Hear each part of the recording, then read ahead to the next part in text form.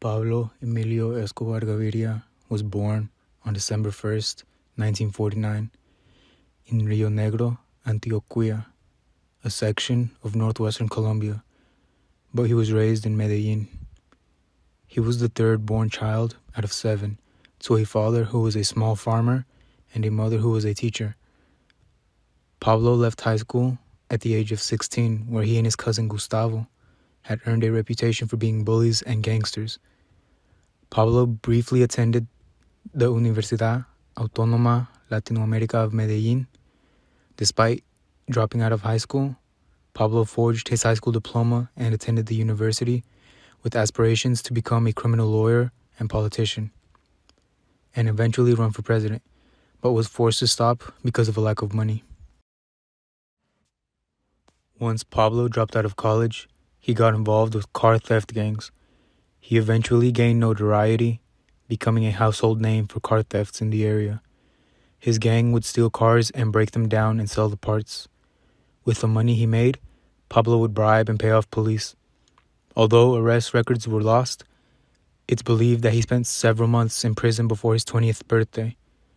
Soon after, Pablo began to get involved in violent crime.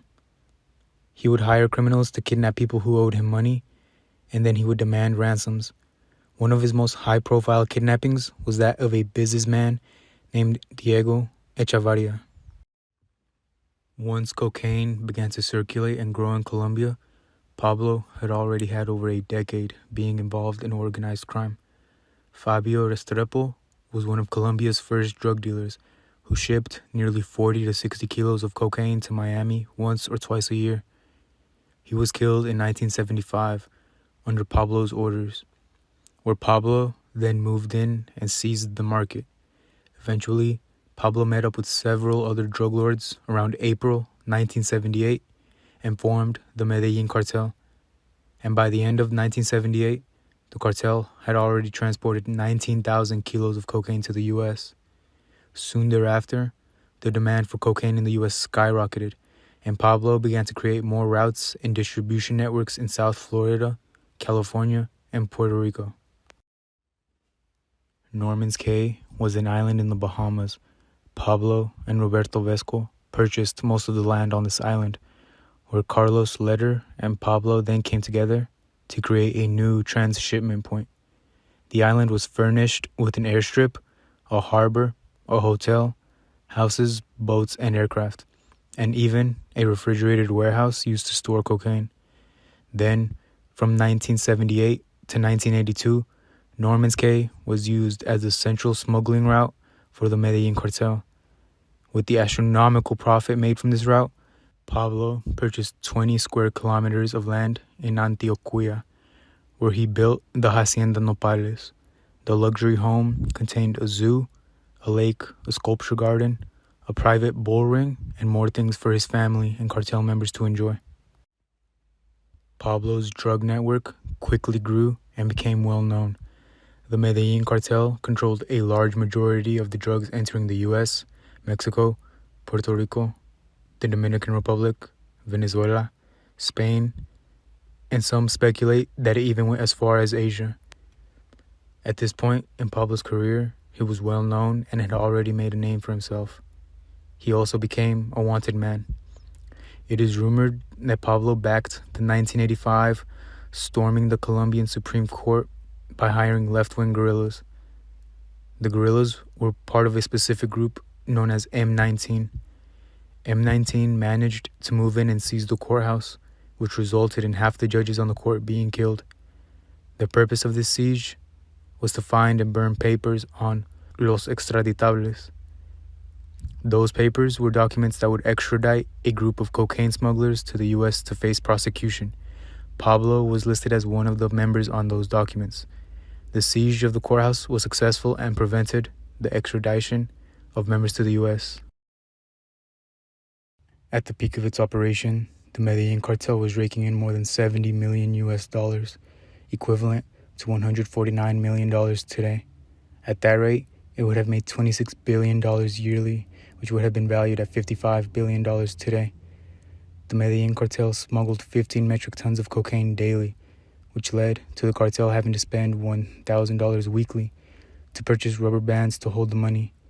They stored most of it in warehouses, and around 10% of it had to be written off due to it being destroyed by rats. Pablo was eventually questioned about his cocaine empire, to which he replied, "The business is simple. You bribe someone here, you bribe someone there, and you pay a friendly banker to help you bring the money back." Forbes magazine also went on record to say Pablo Escobar is estimated to have been one of the 227 billionaires on the globe at that time. Although Pablo was seen as a villain and enemy to both the US and Colombian governments, the people of Colombia actually saw Pablo as a hero and a man of the people. He was good at public relations and fostered goodwill among the people, primarily the poor and impoverished. Pablo was also a well-known sports fan and is given the praise for funding the construction of football/soccer fields, homes all over Colombia. He even went as far as to sponsor children's soccer teams. Many also believe that Pablo was one of the main financiers of Medellin's Atlético Nacional, Medellin's premier soccer team, which went on to win South America's most prestigious soccer title, La Copa Libertadores, in 1989. Pablo managed to foster a Robin Hood-like image. He also frequently created housing projects and other civic institutions which made him popular in the communities he visited. Some of the people of Colombia even went as far as to serve as lookouts and withhold information from the police. They would help protect Pablo in any way that they could. Other cartels in Colombia struggled to maintain market superiority, causing Colombia's murder rate to skyrocket at the time, leading to Colombia being the murder capital of the world, with 25,100 murders in 1991 and 27,100 murders in 1992. The increasing murder rate was also fueled by Pablo, who would pay hitmen rewards for murdering police officers. Over 600 were killed as a result of this incentive. After the assassination of Luis Carlos Galán, a Colombian politician who was running for presidency, the administration of Cesar Gaviria decided to go after Pablo and the cartels. Eventually, the government made a negotiation with Pablo. He agreed to surrender and give up all criminal activity in exchange for a reduced sentence and preferential treatment. Pablo was not confined to a regular prison cell, though. He was confined to La Catedral, which was basically his own private luxury prison, which featured a soccer pitch, a giant dollhouse, a bar, a jacuzzi, and a waterfall. Pablo continued to run his cartel from inside prison, but officials found out and were talking of moving him to a more conventional prison. But due to Pablo's reach and influence, he found out and was able to plan an escape, where he spent the rest of his life avoiding capture. Shortly after he made his escape from La Catedral, the US JSOC joined the manhunt for Pablo. US JSOC stands for Joint Special Operations Command, which is comprised of the member organizations making up DEVGRU, which are SEAL Team 6, Delta Force, and Centra Spike. The JSOC's involvement with the search for Pablo involved training and advising a Colombian police task force named Search Block.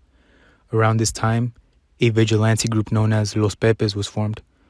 Los Pepes was an acronym derived from the phrase Los Perseguidos por Pablo Escobar, which translates to People Prosecuted by Pablo Escobar. This group was heavily funded by rival cartel leaders, former associates of Pablo, right-wing paramilitaries, and it was led by Carlos Castaño, a man who would later go on to fund and have involvement in the peasant self-defense forces of Córdoba and Urabá, a paramilitary based in northern Colombia meant to defend the poor. Los Pepes went on to seek vengeance and started a bloody pursuit.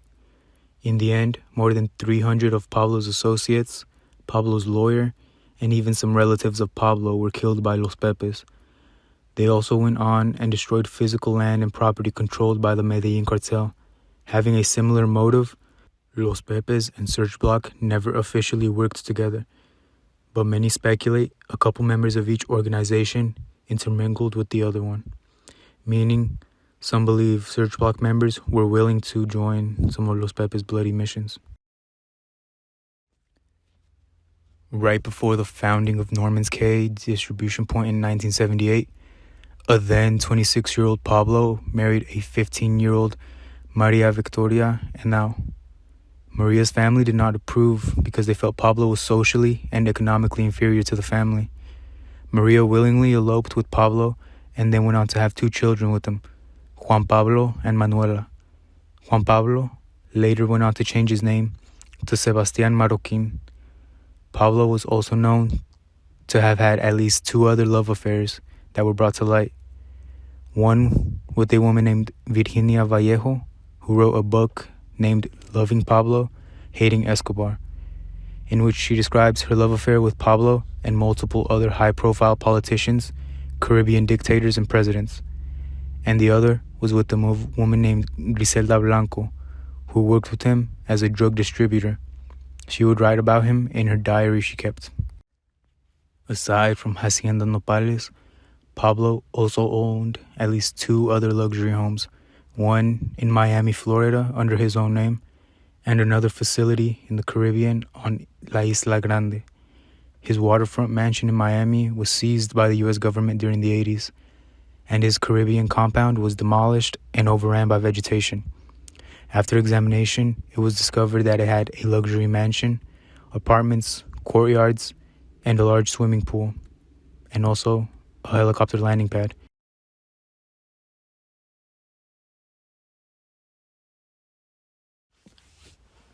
Pablo Escobar's death came as a result of a Colombian electronic surveillance team using trilateration technology to monitor and track Pablo's cell phone transmissions. By doing this, Pablo was found hiding in Los Olivos, a middle-class borough in Medellin. A team of 8 men were selected to raid the home, made up of members of Search Block and the Colombian National Police. The front door was breached with explosives, where Pablo made a run for it. The men pursued him onto the roof, where Pablo and his bodyguard were trying to escape onto the back roads by running over neighboring roofs. This wasn't without a gunfight. As soon as the pursuit began, Pablo and his bodyguard, Álvaro de Jesus Agduelo, began firing at the 8 and receiving gunfire back.